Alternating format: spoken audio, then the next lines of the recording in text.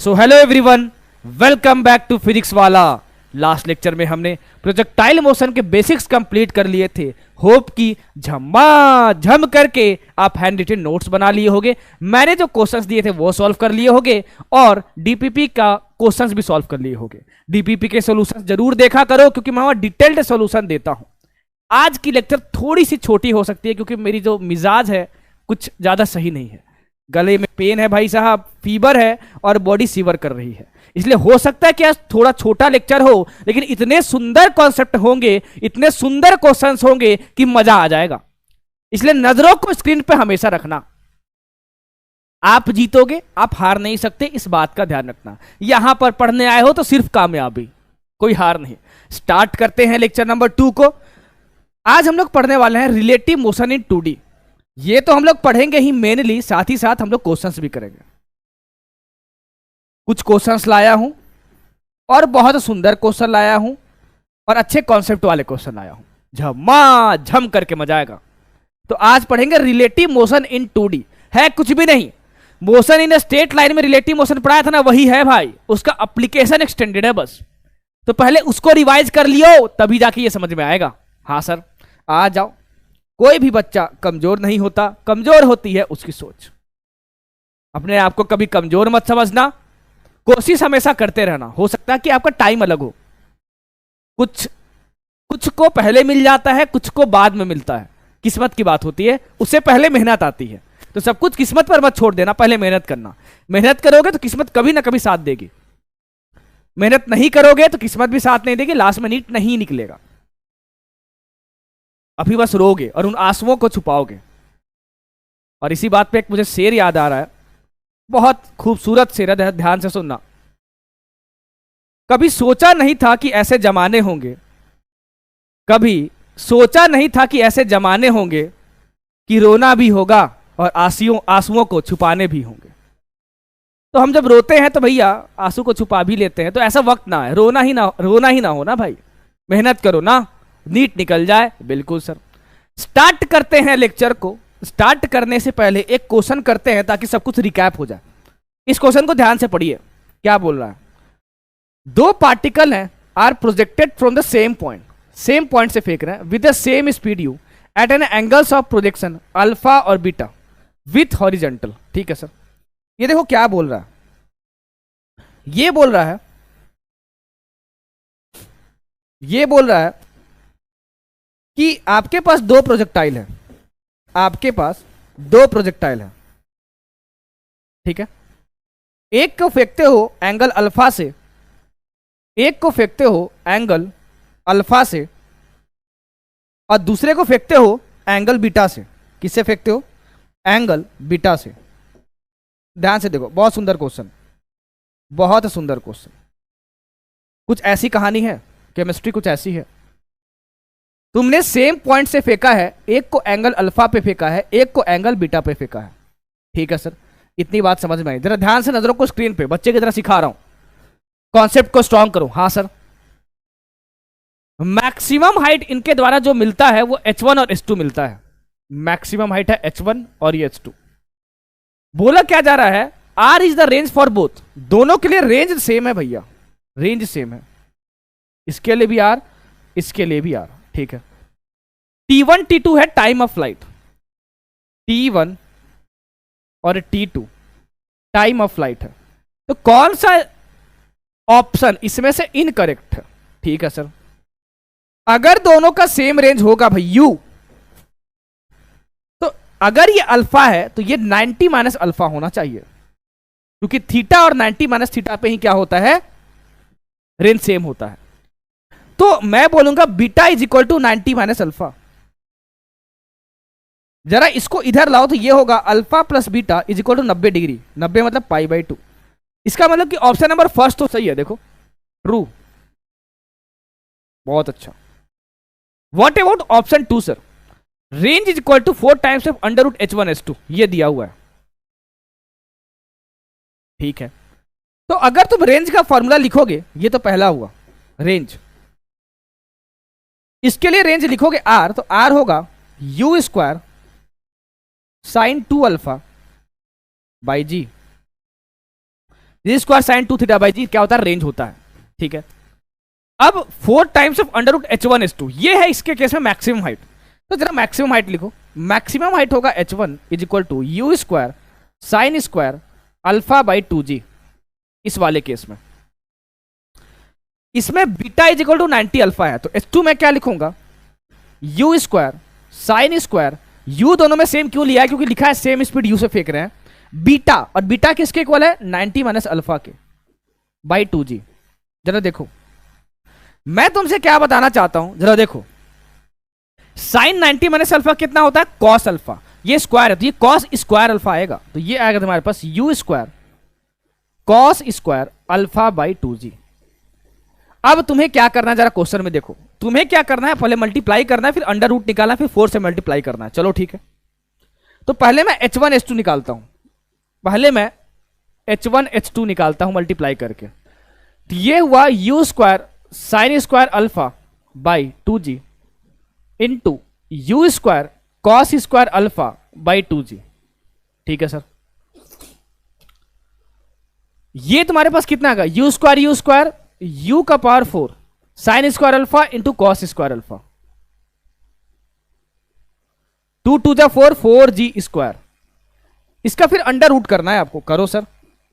तो under root करोगे तो अंडर रूट h1 h2 क्या होगा, ये हो जाएगा तुम्हारे पास यू स्क्वायर, इसका under root sine alpha into cos alpha by 2g। ठीक है सर, फिर इसका 4 टाइम्स करना है तुम्हें, क्या करना है, 4 टाइम्स करना है। तो जब इसका 4 टाइम्स करोगे तो ये 4 यहां मल्टीप्लाई हो जाएगा और यहां भी 4 मल्टीप्लाई हो जाएगा, ये और ये गया 2 बार में, ये हुआ 2u स्क्वायर। तो इसको मैं लिख सकता हूं, जरा ध्यान से रखना, you square 2 sine alpha cos alpha कितना होगा, साइन 2 अल्फा बाई जी। क्या ये इसकी इक्वल नहीं आ रहा है, देखो range, u square sine 2 alpha by g, मतलब ये भी ट्रू है। आ जाओ, अब इसको चेक करो, tan alpha is equal to t1 by t2 होना चाहिए तुम्हारे पास, tan alpha t1 by t2। अच्छा ठीक है, थर्ड जरा देखो t1 बाई t2 निकालो, t1 बाई t2 मतलब क्या, t1 होगा बाई t2, t1 मतलब time of flight 2u sine alpha by g by 2u sine beta, तो बीटा क्या है 90 माइनस अल्फा, तो यहां 90 माइनस अल्फा बाई जी, भाई g g cancel, 2u 2u cancel, sine alpha हुआ divided by sine 90 minus theta कितना होता है, कॉस थीटा मतलब cos alpha, so this will comes out to be tan alpha. मतलब ये भी सही है तुम्हारे पास, देखो ये भी ट्रू है, और ये इक्वल होना चाहिए अंडर रूट h1 h2 के, अंडर रूट h1 h2 के।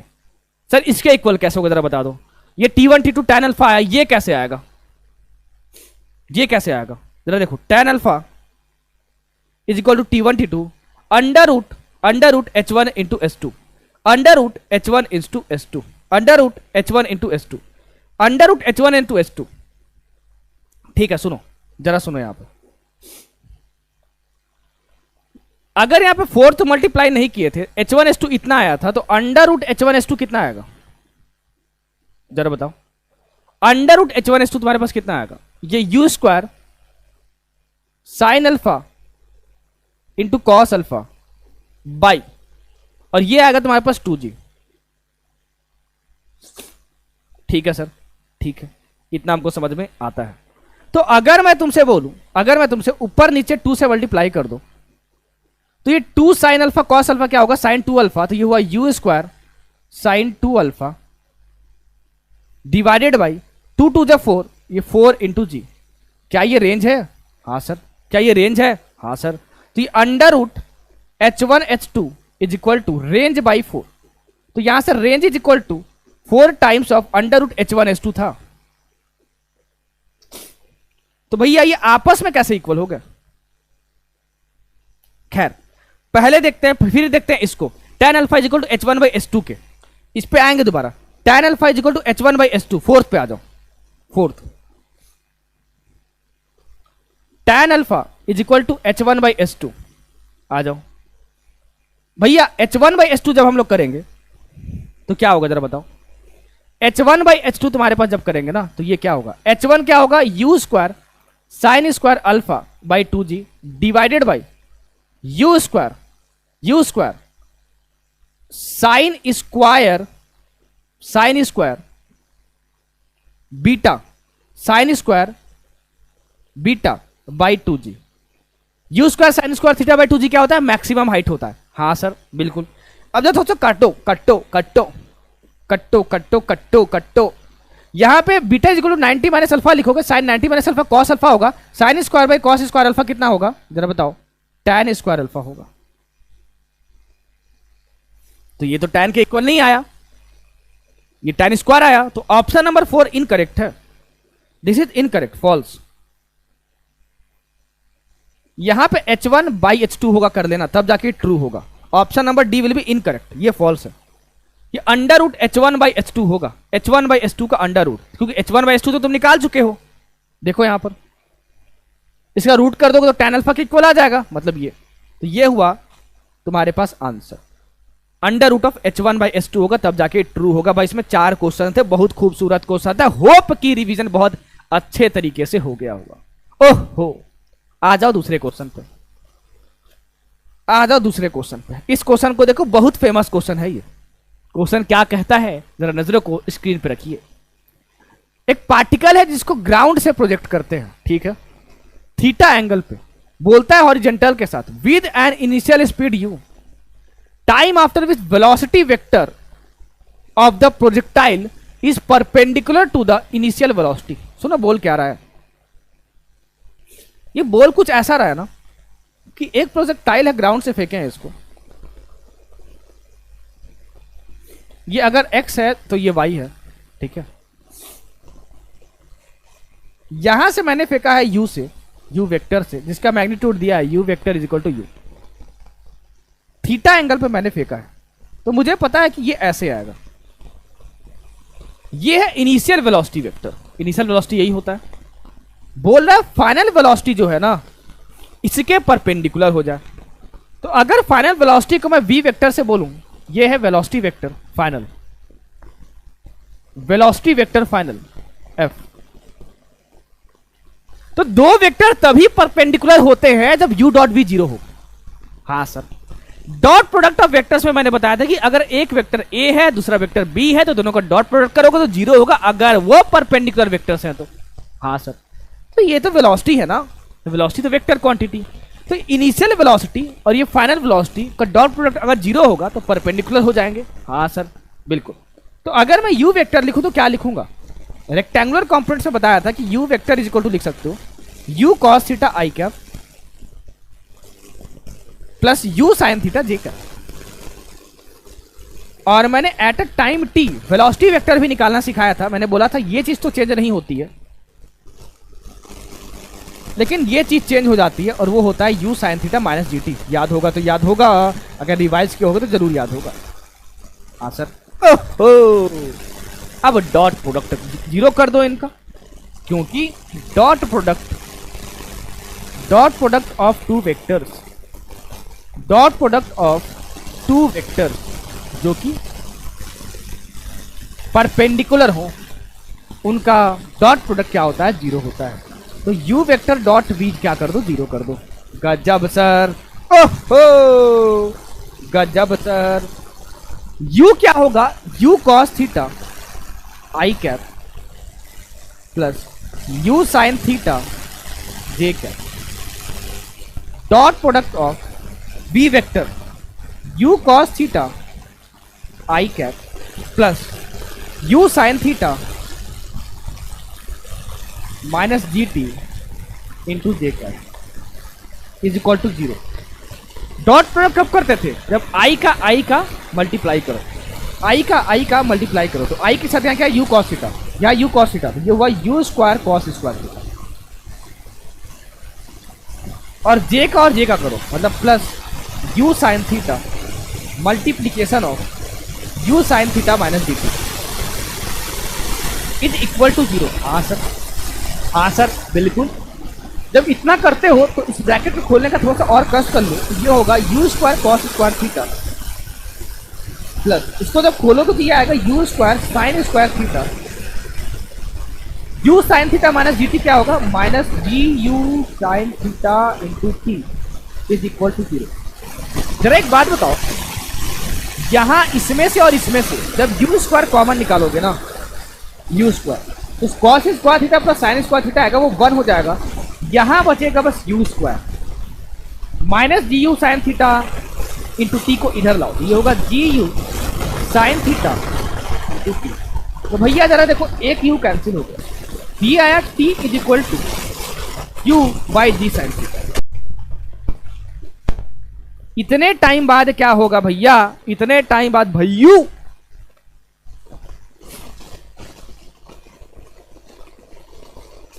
क्या होगा इतने टाइम बाद, इतने टाइम बाद दोनों परपेंडिकुलर हो जाएंगे। ऑप्शन देखो, t is equal to u by g sine theta, option number A. अब मैं यहां पे तुमको पता है फिजिक्स की खूबसूरती दिखाता हूं। आंसर तो हमारा आ चुका है, मैं इस क्वेश्चन को 5 तरीके से सॉल्व करके आपको दिखा सकता हूं। 5 बोलोगे नहीं आंसर तो आ गया, आगे बढ़ जाइए। अरे सीखो, फिजिक्स की खूबसूरती देखो। ये था पहला मेथड, 5 मेथड से सॉल्व कर सकता हूं भैया इसी क्वेश्चन को। 2 और तरीके से लो बताता हूं आपको, आपको जो लगे वो अडॉप्ट कर लेना। 5 छोड़ो, 3 ही बताता हूं, ठीक। आ जाओ दूसरे मेथड पे। ये था पहला मेथड इसका। अब देखो दूसरा मेथड, देखो दूसरा मेथड क्या है।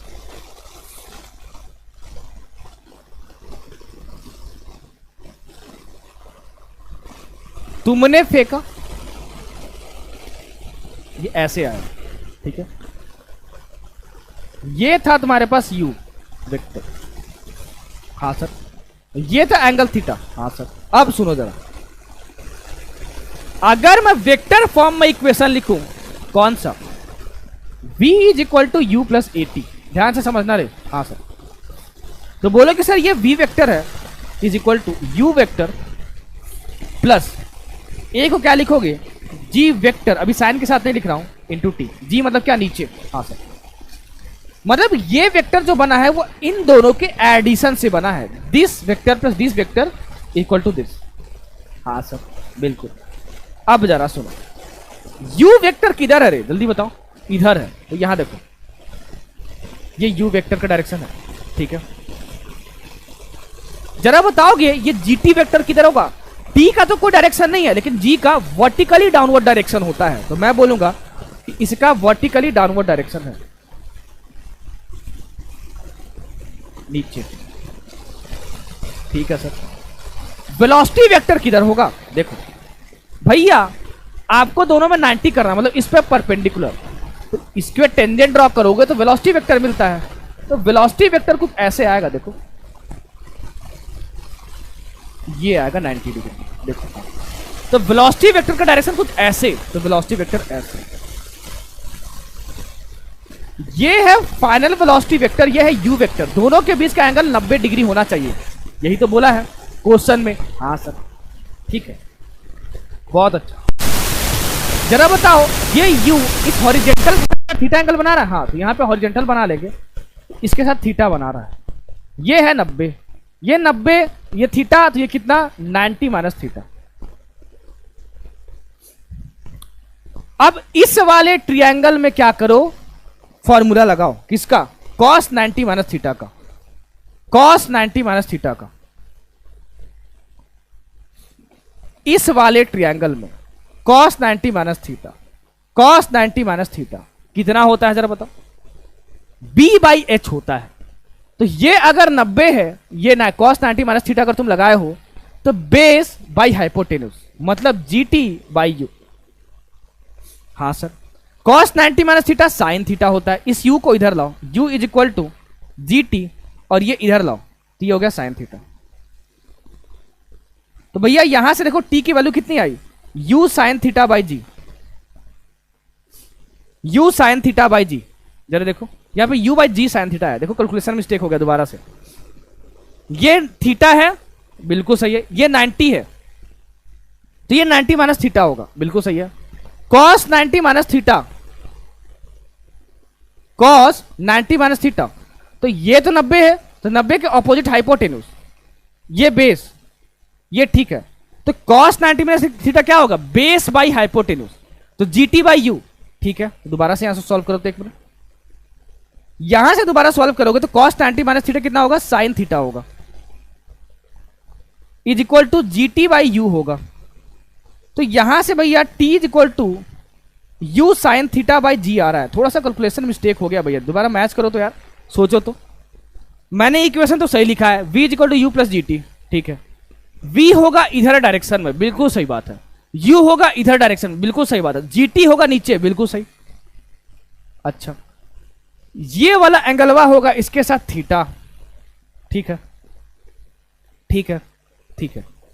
अगर ये थीटा होगा, ये वाला तो ये तो 90 है, हाँ सर। अगर ये 90 ये थीटा तो ये 90 माइनस थीटा, बिल्कुल सही है।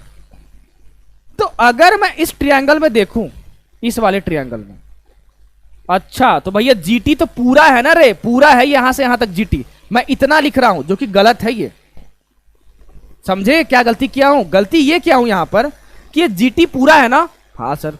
ये जीटी पूरा है ना, हाँ सर। तो आप पूरे ट्रायंगल को देखो, ये u और v ये दोनों तो 90 डिग्री है ना, हाँ ये 90 डिग्री है, ये पूरा 90 डिग्री है। ये आया समझ में? हाँ सर, बिल्कुल समझ में आया।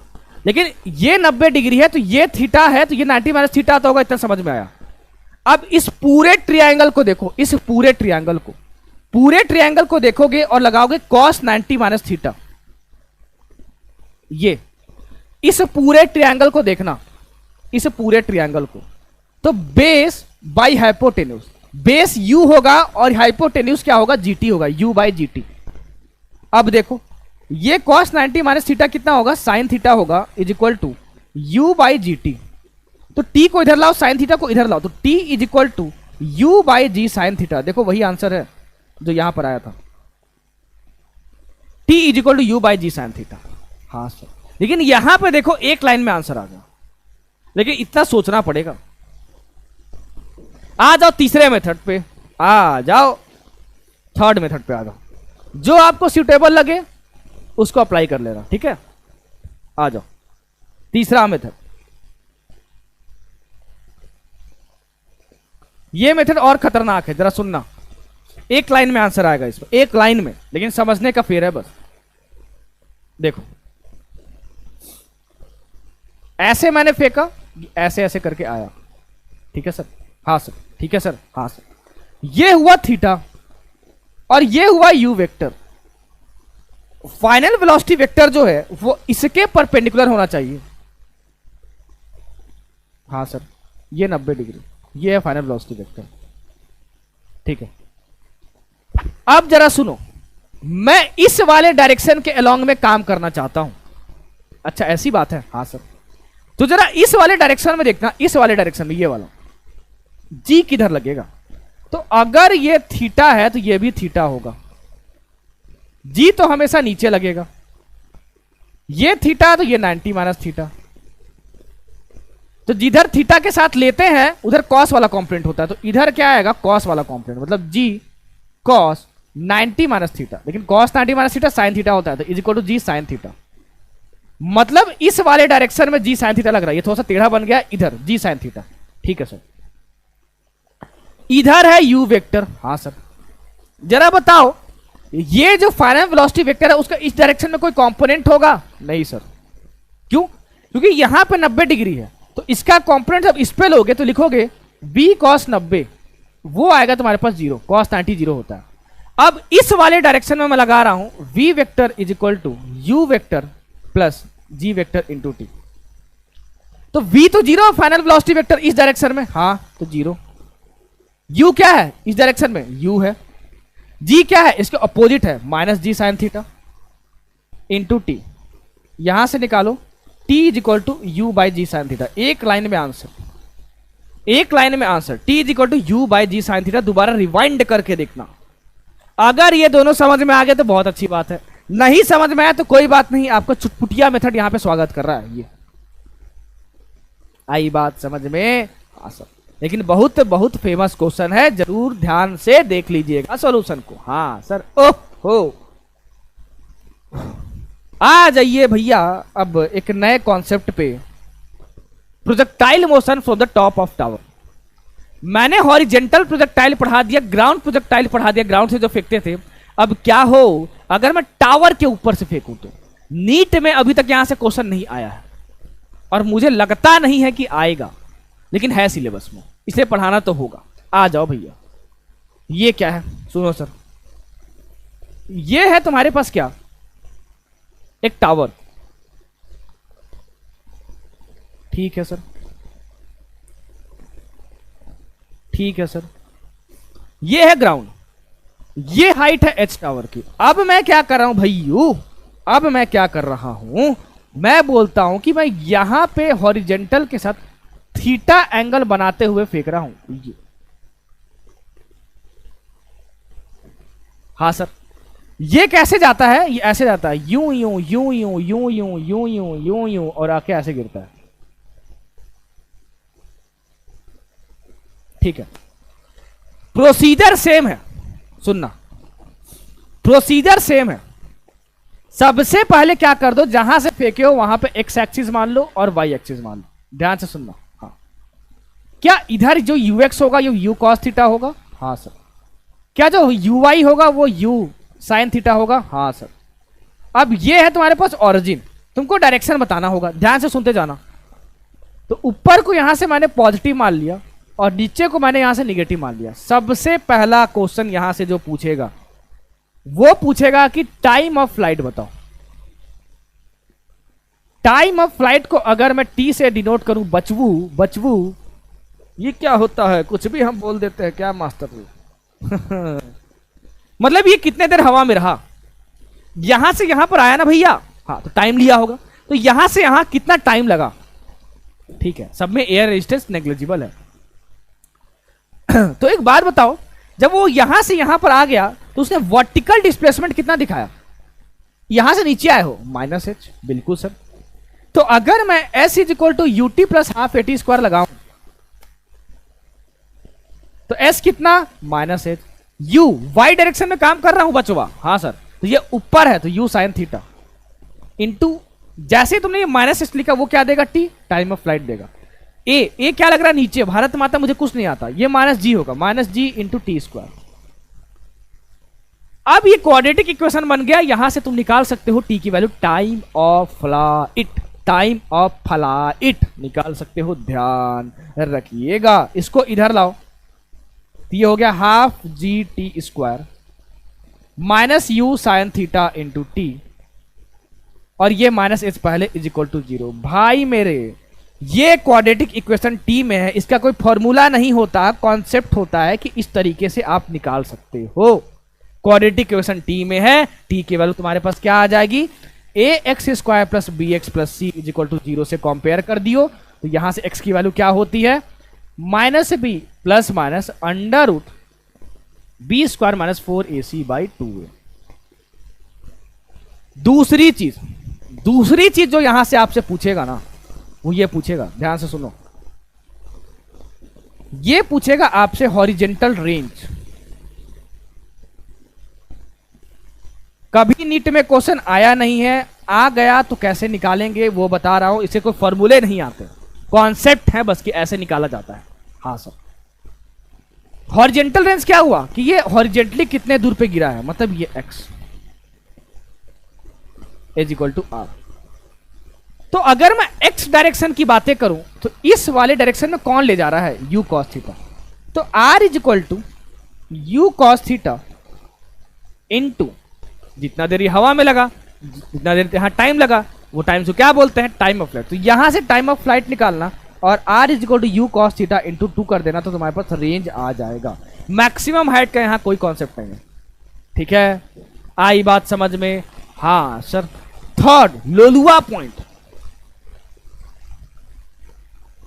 वो कॉन्सेप्ट है, जरा समझो भाई मेरे, सुनना। अगर तुम देखोगे इस वाले पार्ट को, इस वाला पार्ट, ये वाला पार्ट, मैं इसको अगर भूल जाऊं तो जरा तुमको दिख रहा है कि ये वाला जो पार्ट है वो ग्राउंड प्रोजेक्टाइल की तरह दिख रहा है। हाँ, तो इस वाले पार्ट के लिए, बस इस वाले पार्ट के लिए ओ ए बी के लिए तो लोलुआ पॉइंट क्या है, लोलुआ पॉइंट लिखो, लोलुआ पॉइंट तुम्हारे पास ये है, यू कैन ट्रीट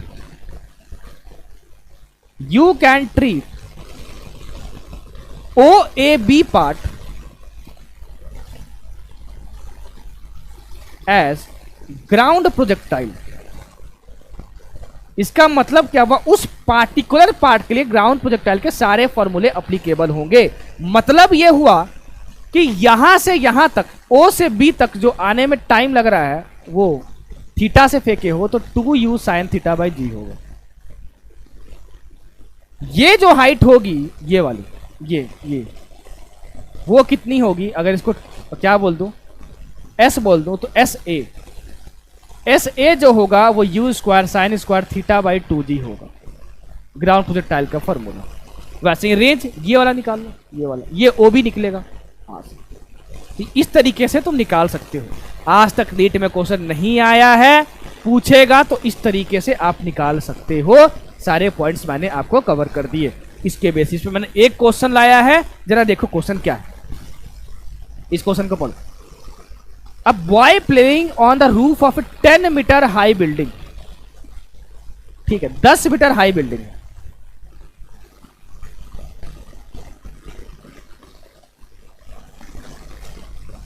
ठीक है sir. Thrown a ball with speed of 10 metre per second at an angle 30 degree with horizontal. ठीक है सर। यहां पे खड़ा होकर कितना ये हाइट, 10 मीटर।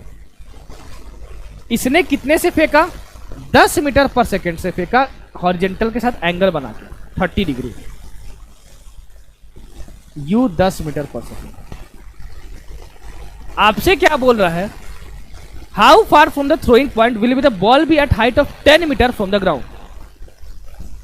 हाउ फार, कितने दूर how far from the throwing point will be the ball be at the height of 10 metre from the ground.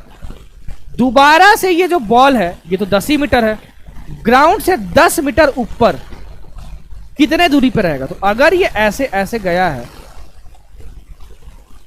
ये ग्राउंड है, तो भैया ये 10 मीटर है तो ये भी तो 10 मीटर है। हाँ सर। तो अगर तुम इस वाले पॉइंट की बात कर रहे हो, यहां से यहां तक कितने दूर बाद, तो वो भी निकाल सकते हो सर। इस वाले को तो हम लोग ग्राउंड प्रोजेक्टाइल ट्रीट कर सकते हैं, बिल्कुल। तो ये कितना होता है, ये वाला ओबी, ये होता है u square sine 2 theta by g. ये होता है रेंज, मतलब होता है ओबी। यू स्क्वायर मतलब 10 स्क्वायर मतलब 100 हो गया। जी की वैल्यू दी नहीं है, मान लेते हैं 10 यहां पर। साइन 2 थीटा, थीटा 30 डिग्री है, साइन 60 हो गया, इज इक्वल टू ओबी। ये और ये गया 10 बार में, ये हो गया 10, साइन 60 हो गया √3/2 इज इक्वल टू ओबी। ये 5 बार में गया तो ओबी की वैल्यू आई 5√3 मीटर। तो थ्रोइंग पॉइंट क्या था, यहां से फेंके थे, यहां से 5√3 मीटर दूर क्या होगा, ये दोबारा से 10 मीटर पे आ जाएगा ग्राउंड के रिस्पेक्ट में। वाओ, आई बात समझ में? हाँ सर, आई बात समझ में? हाँ सर, बहुत खूबसूरत। अब आ जाओ एक बहुत खूबसूरत से टॉपिक पे, रिलेटिव मोशन इन 2D। कुछ नहीं है, मैं फॉर्मूला पहले ही बता चुका हूं। अगर आप लिखोगे, सुनना, velocity of A with respect to B, ये क्या लिखोगे, va minus B B. Rest पे कौन, जिसका माइनस करोगे मतलब ये रेस्ट पे रहेगा। ये रेस्ट पे रख के किसको देखेगा, इसको देखेगा। Acceleration of A with respect to B, ये वेक्टर है मतलब साइन के साथ दिखना है, ए माइनस ए बी। यही है रिलेटिव मोशन इन 2D रे, कुछ अलग नहीं है ये। अब इसके एप्लीकेशंस जो है ना, उसमें मजेदार कॉन्सेप्ट है। तो आज हम लोग प्रोजेक्टाइल में एप्लीकेशन पढ़ेंगे इसका। कल हम लोग रिवर बोट पढ़ेंगे, अम्ब्रेला पढ़ेंगे। आज हम लोग क्या पढ़ेंगे, आज हम लोग पढ़ेंगे ये प्रोजेक्टाइल मोशन में एप्लीकेशन। ठीक है, तो इसका एप्लीकेशन क्या है सर, जरा सुनो। Application projectile motion, relative motion between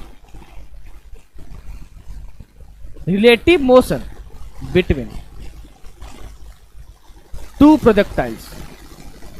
ध्यान से समझना रे, आज तक नीट में क्वेश्चन आया नहीं है, लेकिन बहुत इजी कॉन्सेप्ट है ये, बहुत इजी। सुनना, सिलेबस में तो है। हाँ सर। तो relative motion between two projectiles, मान लो तुम्हारे पास दो प्रोजेक्टाइल हैं। पहला प्रोजेक्टाइल है तुम्हारे पास ये,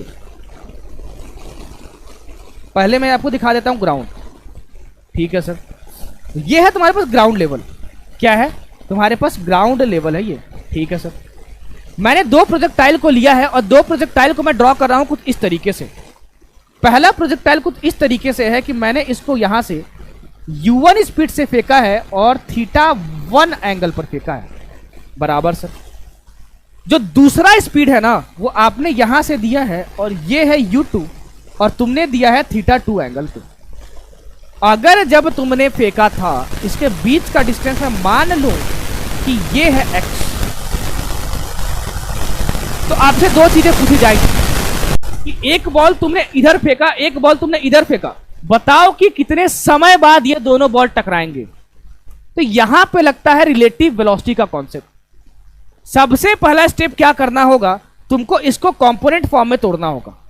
तो अगर मैं u1 वेक्टर लिखूं तो बोलोगे सर इसका इधर डायरेक्शन में जो कंपोनेंट होगा u1 cos θ1 होगा और इस वाले डायरेक्शन में कितना होगा u1 sin θ1 होगा। उसी तरीके से इसका मैं कंपोनेंट तोड़ूं तो ये होगा तुम्हारे पास u2 cos θ2, जिधर थीटा है उधर cos होगा, इधर क्या होगा u2 sin θ2। हाँ सर बिल्कुल। अब मैं क्या करूंगा, यहां पर मैं जहां से फेंका हूं इस बॉल को उसको मैं ऑरिजिन पॉइंट मान लेता हूं। तो अगर ये ऑरिजिन पॉइंट हुआ तो मैंने आपको सिखाया था पहले के लेक्चर्स में, ये जो होगा वो पूरा एक्स एक्सिस होगा और ये वाला जो होगा ना वो पूरा वाई एक्सिस होगा। ये मैंने पहले सिखाया आपको। ठीक है सर, बराबर, बहुत अच्छा। अब देखो, मैं इस वाले बॉल को ए नाम दे रहा हूं और इस वाले बॉल को बी नाम दे रहा हूं। ठीक है, देखो ये है तुम्हारे पास ए बॉल और ये है तुम्हारे पास बी बॉल। मैं ये जानना चाहता हूं कि velocity of ball A with respect to B क्या होगा। इसको क्या पढ़ते हैं, मैंने आपको बताया था फर्स्ट लेक्चर में, मतलब मोशन इन स्ट्रेट लाइन में। Velocity of A with respect to B, इसका मतलब क्या होता है v A minus v B. ये सिखा चुका हूं आपको मैं। हाँ सर, तो यहां पे वी ए क्या है, ये है। तो u1 वेक्टर क्या लिख सकते हो, आई कैप और जे कैप के फॉर्म में आप लिख सकते हो u1 cos θ1 आई कैप प्लस u1 sin θ1 जे कैप। तो इसको लिखो u1 cos θ1 आई कैप प्लस u1 sin θ1 जे कैप। ठीक है सर। अब जरा ध्यान देना, ये है पॉजिटिव एक्स एक्सिस तो ये होगा निगेटिव एक्स एक्सिस, ये पॉजिटिव एक्स एक्सिस तो ये होगा निगेटिव एक्स एक्सिस। बिल्कुल, अगर ये निगेटिव एक्स एक्सिस होगा तो बड़ी बड़ी आंखें करके देख लो भाई मेरे, ये u2 cos θ2 इस डायरेक्शन में है और ये वेक्टर क्वांटिटी है। तो अगर इस डायरेक्शन में जा रहे हो, ये पॉजिटिव एक्स एक्सिस है तो ये क्या होगा, निगेटिव होगा। हाँ सर बिल्कुल। तो मैं यहां माइनस तो लिखूंगा लेकिन यहां पे क्या लिखूंगा, सुनो जरा सुनो, यहां लिखूंगा माइनस u2 cos θ2 आई कैप और ये plus u2 sin θ2 j cap ऊपर की ओर। ठीक है सर। अब थोड़ी सी गुस्ताखियां कर रहा हूं, जरा ध्यान से देखना, आंख फाड़ के देखना रे, नहीं तो गायब हो जाएगा पूरा। देखो आई कैप है यहां पे u1 cos θ1, यहां आई कैप है u2 cos θ2, ये माइनस और माइनस प्लस हो जाएगा तो u1 cos θ1 plus u2 cos θ2 आएगा। u1 cos θ1 plus u2 cos θ2 आएगा। बिल्कुल सर, बराबर, हमको समझ में आया है, बहुत अच्छा। फिर से आंख फाड़ के देखो, u1 sin θ1 है यहां पर, यहां u2 sin θ2 है, जब ब्रैकेट खोलोगे तो ये माइनस हो जाएगा तो ये आएगा u1 sin θ1 minus of u2 sin θ2। ठीक है सर। तो ये होगा तुम्हारे पास plus of u1 sin θ1 minus u2 sin θ2 j cap. ठीक है सर, ये आई रिलेटिव वेलोसिटी। हाँ सर बिल्कुल। अब जरा सुनो, अब जरा सुनो, सेम डायग्राम बना रहा हूं। मैंने क्या किया है, इसको u1 से फेंका है, इसको u2 से फेंका है, ये है तुम्हारे पास θ2, ये है तुम्हारे पास θ1, ठीक है। ये था तुम्हारे पास u1 साइन θ1 और ये है तुम्हारे पास u2 साइन θ2। अब सुनो, अगर ये दोनों इक्वल नहीं हुए तो ये कभी नहीं टकरा सकते। क्यों? अगर ये दोनों इक्वल नहीं हुए भैया तो ये दोनों तो ऊपर भी जा रहे हैं, तो घंटा टकराएंगे? नहीं टकराएंगे, क्योंकि ये दोनों तो ऐसे इसको ले जा रहा है ना। हाँ, तो टकराने के लिए जो नेट वेलोसिटी होना चाहिए इस लाइन के अलोंग में होना चाहिए, ये डिस्टेंस कितना था x, तभी तो क्या होगा, एक दूसरे से वो टकराएगा। क्यों? क्योंकि तुमने जो रिलेटिव वेलोसिटी फाइंड की है वो कितने की, जरा बताओ। ये फाइंड की है तुमने velocity of a with respect to b, ये तुमने फाइंड किया u1 cos θ1 plus u2 cos θ2 into i cap plus u1 sin θ1 minus u2 sin θ2 j cap. तो अगर ये आपस में इक्वल नहीं हुए, मतलब ये j कैप वाला कंपोनेंट, तो नेट वेलोसिटी इसके अलोंग में नहीं होगी। Velocity of a with respect to b का मतलब क्या बताया था मैंने तुम्हें, कि अब b रेस्ट पर है जिसकी वेलोसिटी माइनस करोगे, तो अब ये रेस्ट पर है भाई। तो जरा एक बात बताओ, अगर ये रेस्ट पर है इसका मतलब क्या था, जरा ध्यान से सुनना भाई, दोबारा समझा रहा हूं। अगर अब ये रेस्ट पे आया, क्योंकि तुमने रिलेटिव वेलोसिटी फाइंड की, इसकी वेलोसिटी माइनस की है, तब ये आया है। अगर ये रेस्ट पर है तो ये जो बॉल फेंके हो, अगर इसको इससे टकराना है तो भैया ये इधर या इधर या इधर नहीं जाना चाहिए। अरे भाई मेरे, अगर अब ये रेस्ट पे है, इसको देख रहा है, तो अगर इधर जाएगा तो घंटा टकराएगा, क्योंकि ये तो रेस्ट पर है। अब रिलेटिव वेलोसिटी फाइंड कर रहे हो, ये इधर जाएगा तो घंटा टकराएगा। ये इधर आएगा ना, इधर मतलब आई कैप के डायरेक्शन में, तभी जाके टकराएगा। अब ये बैठा हुआ है क्योंकि रेस्ट पर है ये, तो आई कैप वाला कंपोनेंट होना चाहिए, ये नहीं होना चाहिए। अगर ये नहीं होना चाहिए भैया, तो u1 sin θ1 minus u2 sin θ2 ये 0 होगा, तभी तो बस आई कैप वाला बचेगा इस डायरेक्शन में। हाँ, तो ये है भाई कंडीशन फॉर कोलिजन। ध्यान रखिएगा, ध्यान रखिएगा, कंडीशन फॉर कोलिजन। ओहो, ये सिंगल कॉन्सेप्ट, इसी को समझाना था, इसलिए इतनी मेहनत कर रहा था आपके लिए। आ जाओ, ये है तुम्हारे पास, ध्यान रखना इसको।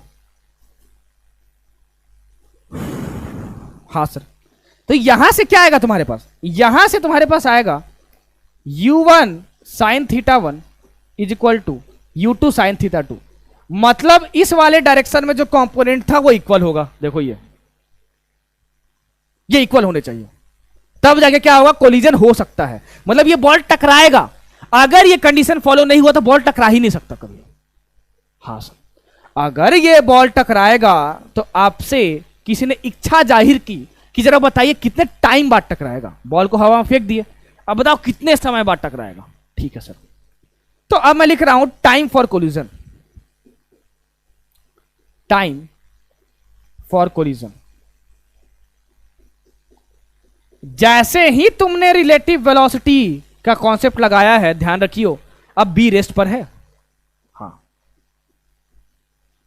कोलाइड करने की कंडीशन भी लगा दी तो ये 0, तो आई कैप की ओर ये वाली स्पीड है, ये वाली। तो अब ये जो बी है ना, वो कुछ ऐसे है, रेस्ट पर है ये, और इस वाले डायरेक्शन में क्या है, u1 cos θ1, देखो आई कैप डायरेक्शन में, प्लस u2 cos θ2। तो भैया डिस्टेंस कितना है, x is equal to speed कितना है, this,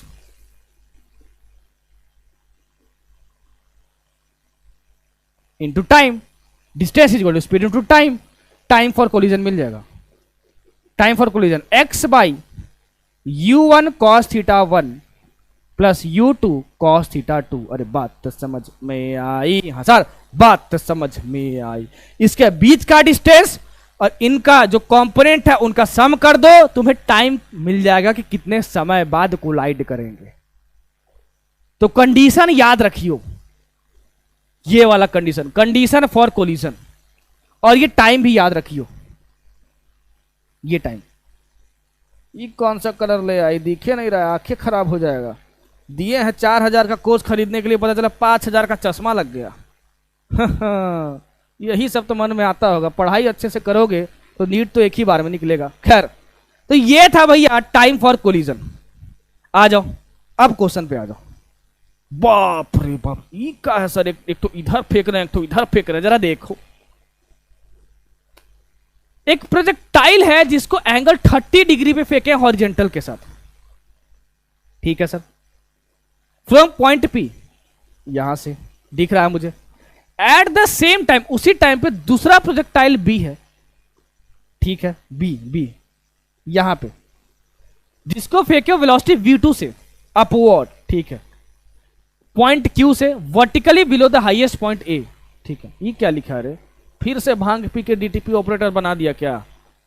B is thrown vertically with velocity v2 upward from the point Q vertically below the highest point A. बाप रे बाप, ये तो सस्ता ना सा किया हुआ है रे। चलो कोई बात नहीं, इसको काटो रे, इसको काटो, ठीक है। Upward from the point Q vertically, ठीक है, for B to collide with A. अगर तुमने क्या किया है, ये कौन सा है बताओ, ये प्रोजेक्टाइल ए है, ये बी है।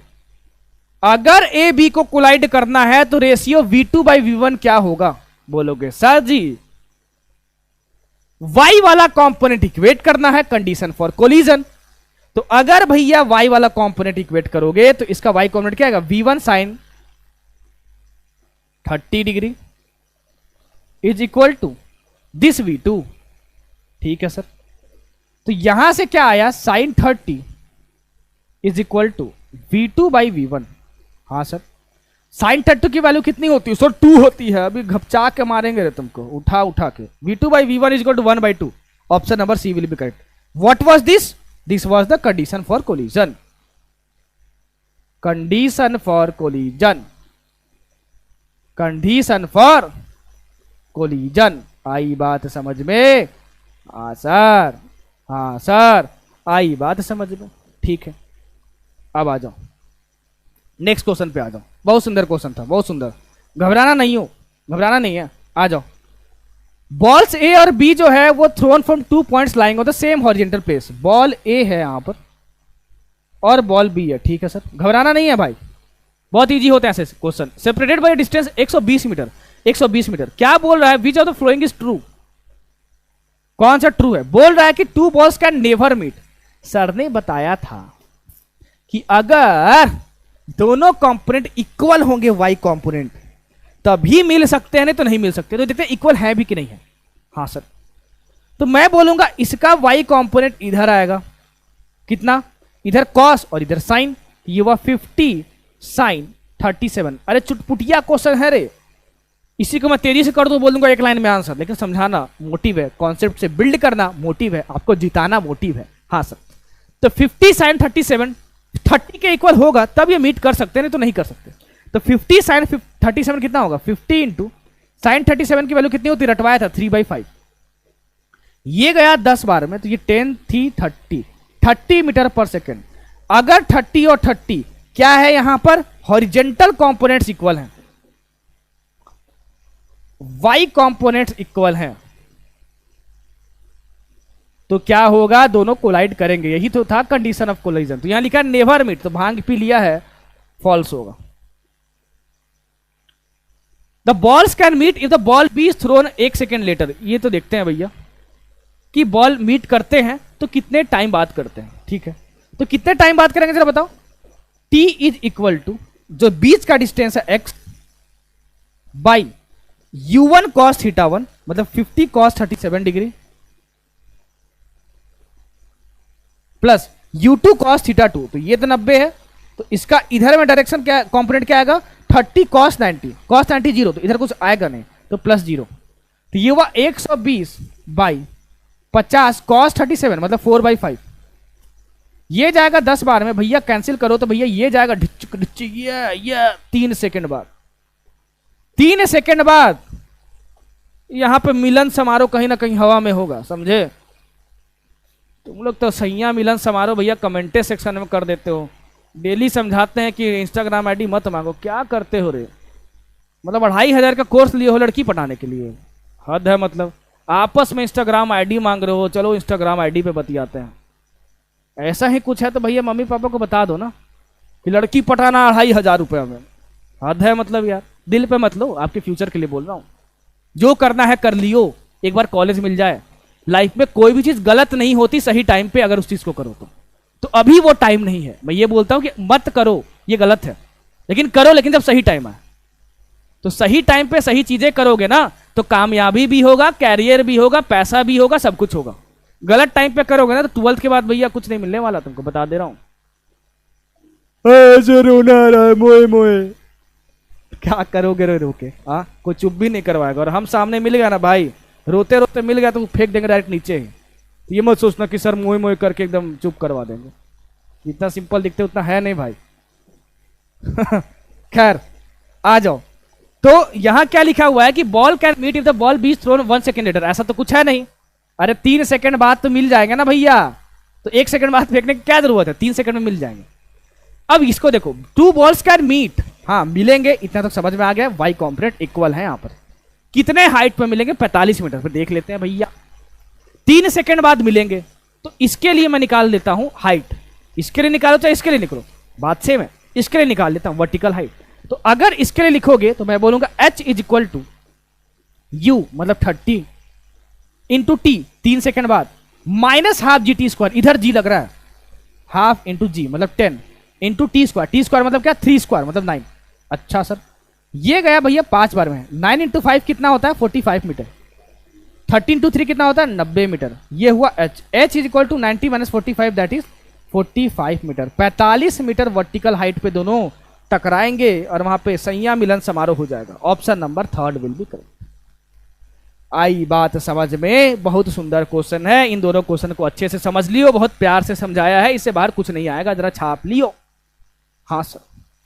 अब आ जाओ आज के लास्ट क्वेश्चन पे। लास्ट क्वेश्चन भी सुंदर क्वेश्चन है, बेहतरीन क्वेश्चन है, जरा समझ लेना ध्यान से। हाँ सर, आओ, ये है आज का लास्ट क्वेश्चन। घबराना नहीं है, बहुत इजी क्वेश्चन है ये। सीखो, पहले क्वेश्चन पढ़ो फिर सीखो कि सर कैसे अप्रोच करते हैं। इस चीज को समझ गए ना भैया तो तरक्की कर जाओगे। हाँ सर। 2 पार्टिकल्स हैं, प्रोजेक्ट किए जाते हैं ऑपोजिट डायरेक्शन में horizontally from a given point in space where gravity g is uniform. Space से फेंके जा रहे हैं, हॉरिजेंटली फेंके जा रहे हैं, ठीक है। u1 u2 क्या है? देयर इनिशियल स्पीड है। Time t after which velocities are mutually perpendicular. कितने समय बाद दोनों म्यूचुअली परपेंडिकुलर हो जाएंगे? तो ऐसा कॉन्सेप्ट तो सर यूज कर चुके हैं। u वेक्टर और v वेक्टर दोनों का डॉट प्रोडक्ट 0 करना होता था। वैसे इसमें वेक्टर्स निकालो, दोनों का डॉट प्रोडक्ट 0 कर दो। हाँ सर बिल्कुल। तो अगर मैं स्पेस में ड्रॉ करूं इसको, स्पेस में ड्रॉ करूं इसको, देखो ऐसे स्पेस में, तो u1 u2 क्या है? हॉरिजेंटल। u1 और u2 हॉरिजेंटल। क्या हॉरिजेंटल? स्पीड। जहां से फेंके हो उसको मान लो x एक्सिस, तो इसको मैं x मान रहा हूं, तो ये निगेटिव x होगा, ध्यान रखिए, ये पॉजिटिव y। हाँ सर। कितने समय बाद इनके वेलोसिटीज वेक्टर परपेंडिकुलर हो जाएंगे? क्योंकि देखो ये तो ऐसे ऐसे आएगा, हमको पता है, और ये ऐसे ऐसे आएगा। हाँ, तो भैया इसका कोई वेलोसिटी वेक्टर होगा ना, इस पर टेंजेंट ड्रॉ करो। हाँ सर। इसका कुछ वेलोसिटी वेक्टर होगा ना? हाँ सर। तो भैया ये वेलोसिटी वेक्टर ना आपस में परपेंडिकुलर हो जाए, ये 90 हो जाए। ये क्वेश्चन बोल रहा है कितने समय बाद होंगे। देखने में तो बहुत खतरनाक लग रहा होगा आपको, ठीक है सर। जरा कॉन्सेप्ट को देखो यहां पर। अगर मैं सिर्फ इस u1 वाले पे फोकस करूं तो इसका फाइनल वेलोसिटी वेक्टर अगर ये v1 है तो मैं बोलूंगा ये वाला कंपोनेंट तो चेंज नहीं होने वाला, आई कैप की तरफ, x की तरफ u1 आई कैप होगा, क्योंकि ये वेलोसिटी वेक्टर मिलकर बना होगा इससे, ये तो कभी चेंज नहीं होगा। इधर कोई डायरेक्शन में एक्सेलरेशन है नहीं, तो ये u1 रहेगा, ये चेंज हो जाएगा। जब मैं हॉरिजॉन्टल प्रोजेक्टाइल पढ़ा रहा था तो इसकी वैल्यू मैंने बताई थी, लेकिन टाइम के टर्म्स में कैसे निकालेंगे मैंने बताया था कि अगर ये u1 है तो इसके डायरेक्शन में क्या होगा? इनिशियल y डायरेक्शन में वेलोसिटी 0। तो इस y डायरेक्शन में मैं लिखूं वी वाई, तो मैं बोलूंगा ये होगा u इस डायरेक्शन में 0 है माइनस जी इंटू टी, क्योंकि माइनस जी मतलब नीचे। ठीक है सर, तो मैं इसको लिख सकता हूं यहां पे क्या, minus g t into j cap. ठीक है सर, ठीक है सर। वैसे ही ये देखो, वैसे ही ये वेलोसिटी वेक्टर मिलके बना होगा इससे और इससे, तो ये तो u2 इधर है तो माइनस u2 होगा, तो v2 वेक्टर जो मिलके बनेगा वो बनेगा माइनस u2 आई कैप। ठीक है, अब इसका भी इधर क्या होगा, gt ही होगा, तो मैं बोलूंगा माइनस gt जे कैप।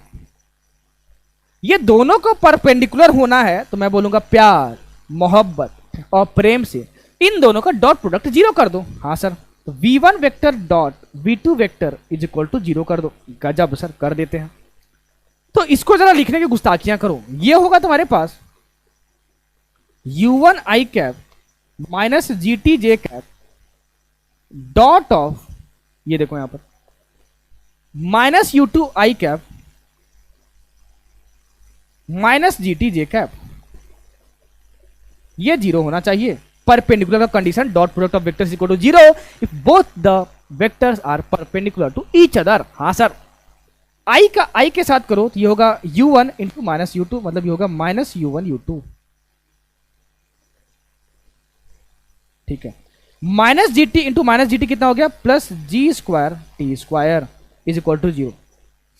इसको इधर ले आओ तो ये हो गया, इसको इधर ले आओ तो ये हो गया u1 u2 पॉजिटिव हो जाएगा is equal to g square t square. हाँ सर, तो भैया यहां से टी स्क्वायर की वैल्यू निकालो, तो टी स्क्वायर तुम्हारे पास क्या आएगा जरा देखो, ये आएगा तुम्हारे पास u1 u2 by g square.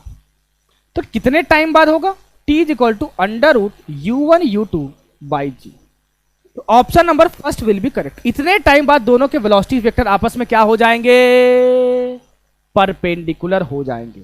दोबारा से मैं रिपीट कर देता हूं इस क्वेश्चन को, ध्यान से सुनना, ध्यान से सुनना। देखो, एक हाइट से तुमने फेंका है इसको, ठीक है, तो यहां पे u1 से फेंका, इसको u2 से फेंका। दोनों के फाइनल वेलोसिटी वेक्टर जो है वो क्या होंगे, परपेंडिकुलर होने चाहिए। तो मैंने वेलोसिटी वेक्टर का क्या लिखा, इक्वेशन लिखा। जब v1 लिखा तो ये u1 तो चेंज होगा नहीं, पहले सिर्फ u1 को देख रहा हूं, u2 दूसरा बॉडी है, तो ये आई कैप डायरेक्शन है, तो u1 आई कैप। नीचे की ओर निकालना हुआ तो इससे निकाल लिया, v equal to u plus at, तो माइनस जी टी और ये जे कैप। ठीक है सर, उसी तरीके से मैंने v2 निकाला, ये निगेटिव एक्स एक्सिस है तो ये हुआ माइनस u2 आई कैप, और उसी तरीके से इसका vy होगा, मतलब इस वाले डायरेक्शन में, तो minus g t j cap. अब दो वेक्टर्स तभी परपेंडिकुलर होंगे जब दोनों का डॉट प्रोडक्ट कितना हो, 0 हो।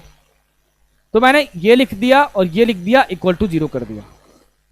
अब i का i के साथ मल्टीप्लाई, u1 और minus u2, minus u1 u2 minus g t into minus g t plus g square t square. इसको इधर लाया तो u1 u2 हो गया और जी स्क्वायर टी स्क्वायर। फिर यहां से t square equal to u1 u2 by g square है, टी के value under root u1 u2 by g. Option number first will be correct. बहुत सारे टीचर्स इसको रिजल्ट के तौर पर याद करवाते हैं, बोलते ले भाई टिक मारो, हम भी बता देते, बट कॉन्सेप्ट मिसिंग होता। जब तक दिमाग में क्वेश्चंस आ रहे हैं फिजिक्स को लेकर, that means your concepts are not clear, और वहां पे कभी भी 120 से ऊपर नहीं जा सकते हो। आज का ये लास्ट क्वेश्चन था, लेकिन इसको अच्छे से रिवाइज करोगे तभी यहां बैठेगा, नहीं तो नहीं बैठेगा। होमवर्क क्या है, होमवर्क आपको मैं बता देता हूं। आज कोई भी आपको मॉड्यूल को होमवर्क नहीं दे रहा हूं भैया, आज मैं आपको बोल रहा हूं डीपीपी 2 आपको सॉल्व करनी है। जब मिलेगी तब, अभी पता नहीं अपलोड हुई कि नहीं, मिलेगी तब, नहीं बनेगा कोई बात नहीं, सॉल्यूशंस देख लेना। हाँ सर, और जो भी है भैया आज पढ़ाया है उसका रिवीजन कर लियो, कमेंट सेक्शन में जरूर बताइए कि लेक्चर कैसा लगा, और अटेंडेंस मारा करो, ये बता दो कि लेक्चर कैसा था। झम्मा झम करके उखाड़ देंगे भाई। तो आप हो हमारे अर्जुना, हिम्मत नहीं हारना है, बार बार बोल रहा हूं। एज अ टीचर मुझे सबसे ज्यादा तकलीफ होगी आपके पेरेंट्स के बाद कि आपका नीट नहीं निकला, तो नहीं की तो बात ही नहीं करनी। कोशिश करना है कि हम जीत पाए, हार का नाम नहीं लेना है। उपलब्धि मिलती है, बार बार बोल रहा हूं, डिसिप्लिन रखो, पेशेंस रखो, धैर्य रखो, नहीं है, धीरे धीरे क्रिएट करने की कोशिश करो। एग्रेसिव होने से लाइफ में चीजें कटती हैं, बनती नहीं है।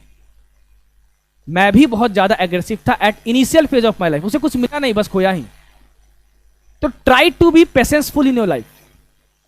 पेशेंस रखो, धैर्य रखो, डिसिप्लिन रखो। इलॉन मस्क के बारे में सुना है? हाँ सर, सबसे अमीर इंसान है, लेकिन तब भी वो डेली ऑफिस जाता है, तब भी वो सुबह उठता है। उसको तो जरूरत नहीं है भैया, तो सुबह क्यों उठ रहा है? उसको तो ऑफिस की जाने की भी जरूरत नहीं है, कमाने की भी जरूरत नहीं। क्यों कमा रहा है? अपने लिए, अपने लिए। अरे जिंदगी तो जीनी है ना, बीमार तो नहीं पड़ना है ना भैया, तो हेल्दी तो रहोगे तो सुबह तो उठना पड़ेगा। हाँ, तो पढ़ाई के साथ साथ ना एक हेल्दी लाइफस्टाइल भी मेंटेन करो। मान लो कि नीट निकाल ही लिए और पैर टूट गया, बीमार पड़ गया, ले अपेंडिक्स का ऑपरेशन हो रहा है, उसे तो कोई दिक्कत नहीं, पेट का ऑपरेशन हो रहा है, क्या करोगे? तो हेल्दी रहना भी इंपॉर्टेंट है। तो बॉडी फिट होनी चाहिए, पतले हो कोई बात नहीं, मोटे हो कोई बात नहीं, बॉडी में एनर्जी हो। अब पतले हो तो ये नहीं कि एक लात ठोक दिए तो ले गिर गए वहीं पे, और मोटे मतलब ये नहीं कि ले चले नहीं पा रहे हैं। पता चला कि एक तो चोर दौड़ा लिया और एकदम खतरनाक, हिले नहीं पा रहे हैं, हिले तो डायरेक्ट घुलटे गए। ऐसा नहीं करना भाई। बॉडी में एनर्जी हो, लड़ने के लिए नहीं, पढ़ने के लिए। दिमाग अच्छा रहेगा तो पढ़ाई अच्छे से कर पाओगे, दिमाग अच्छा नहीं रहेगा तो पढ़ाई अच्छे से नहीं कर पाओगे। बॉडी में फ्यूल होनी चाहिए, हमारी फ्यूल एनर्जी है। तो उस चीज को फॉलो करने की कोशिश करो जो बोल रहा हूं। डिसिप्लिन इंपॉर्टेंट है और पढ़ाई इंपॉर्टेंट है। विश्वास इंपॉर्टेंट है, विश्वास के साथ पढ़ाई करो। आई बात समझ में? हाँ। मिलते हैं अगले लेक्चर में, तब तक अपना ध्यान रखें। टट्टा, बाय बाय, टेक केयर।